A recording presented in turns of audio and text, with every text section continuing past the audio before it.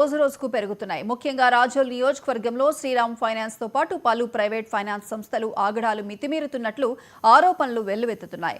Loan కంత recovery పేరుతో బలవంతపు వసూళ్లకు పాల్పడుతున్నారు. ఇక రుణాలు తీసుకున్న వారికి నిరంతరం వేధింపుల గురిచేస్తుండటంతో భరించలేక పలువురు ఆత్మహత్యలకు పాల్పడుతున్నారు.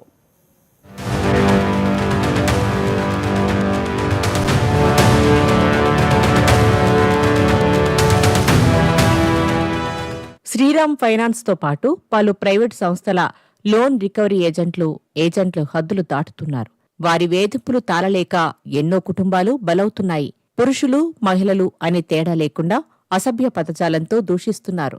బహిరంగంగా 10 మంది ముందు పరువు తీసే విధంగా మాట్లాడుతుండటంతో అవమాన భారం భరించలేక అఘాయిత్యాలకు పాల్పడుతున్నారు. కొందరు బాధితులు ధైర్యం చేసి రాజోలు ఎమ్మెల్యే దేవవర ప్రసాద్, ఎన్ఆర్ఐ యనమల వెంకటపతిరాజును ఆశ్రయించారు.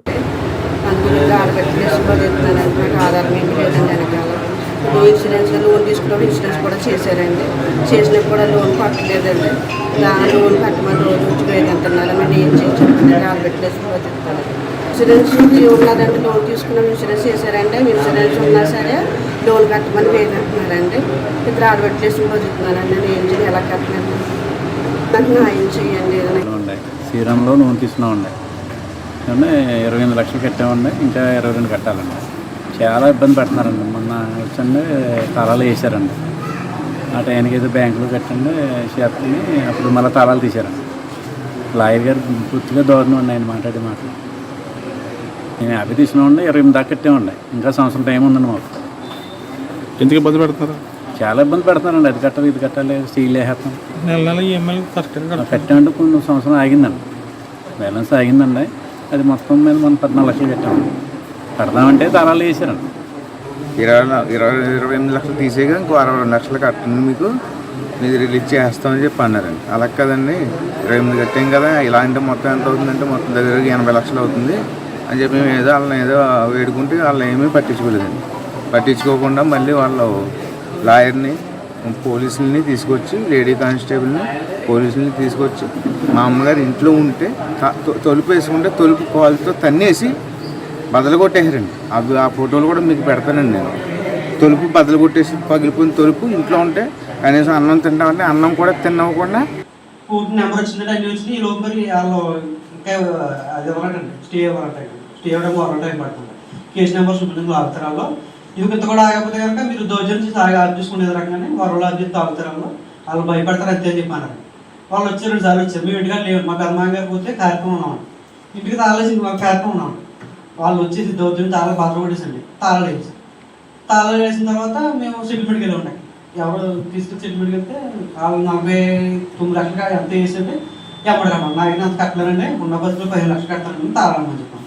అబ్బాయి తాళాలు వరకు నువ్వు కట్టకపోతే దగ్గర సేరు పెడతాం, మేము మీరు హాస్టల్కి వెళ్ళిపోతుంది, మీరు ఇబ్బంది పడతారు. తర్వాత ఉన్న రూపాయలు కూడా మేము దగ్గర మేము ఎంత కొత్త అంతకు వేసేసుకుంటాం అని చెప్పాను. 15 లక్షలు కట్టాం సార్. కట్టిన తర్వాత తాళాలు అవ్వదండి, కట్టి 1 ఇయర్ అవుతుంది.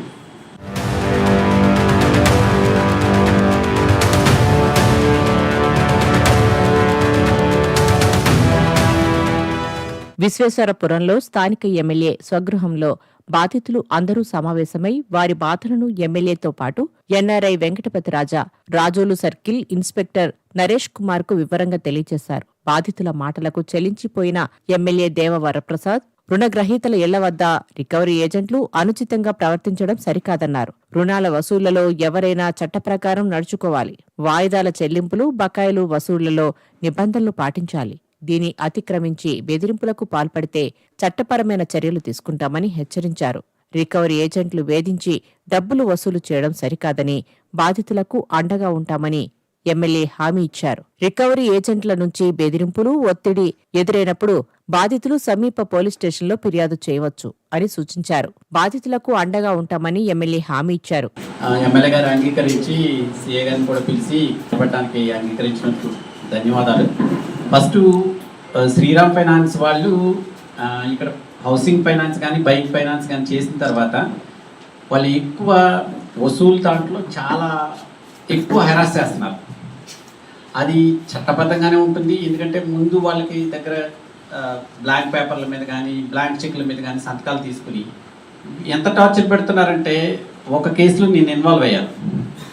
వాళ్ళు కట్టగలిగిన స్థితిమంతులు డాక్టర్ సంగటి ఒక వారం ఆగంటారా బాబు కట్టేస్తాడంటే ఆయన అంటే అట్లేదు. అప్పుడు నేను అప్పటికప్పుడు హైకోర్టులో రిట్ మూవ్ చేయొచ్చు.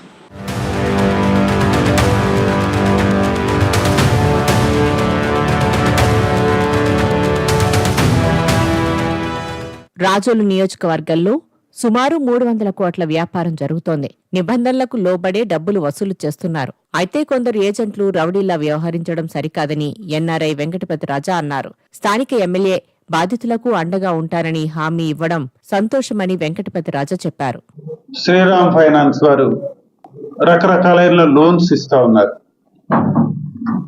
సుమారు 300 కోట్ల పైబడి వారి లోనింగ్ బిజినెస్ జరుగుతుందని చెప్పి నాకు ఇచ్చిన ఇన్ఫర్మేషన్. అయితే లోన్స్ ఇవ్వటం, రికవరీ చేయటం పద్ధతి ప్రకారంగా చేసుకోవటంలో తప్పు పట్టడం లేదు. కానీ అప్పు తీసుకున్న బాధితులు ఎవరైతే ఉన్నారో వారి గోడు డిఫరెంట్ గా కనిపిస్తుంది రోజు. దీంట్లో ఉన్న విషయం ఏమిటంటే ఈ లీగల్ ప్రాసెస్ చాలా గట్టిగా ఉన్నారు వీళ్ళు, మంచిదే. కానీ రికవరీ చూసినట్టయితే, వసూళ్లు చూసినట్టయితే చాలా బలవంతపు వసూళ్లు చేస్తా ఉన్నారు. నా దృష్టి తీసుకొచ్చారు.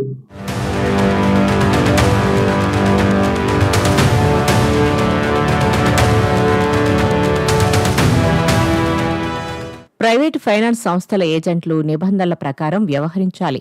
రుణాలు తీసుకున్న వారిని వేధించకుండా సంస్థ నిబంధనలు, సూచనల మేరకు వ్యవహరించాలని రాజోలు సీఐ నరేష్ కుమార్ సూచించారు. ఎవరైనా బెదిరింపులకు పాల్పడితే చట్టపరమైన చర్యలు తీసుకుంటామని సీఐ హెచ్చరించారు.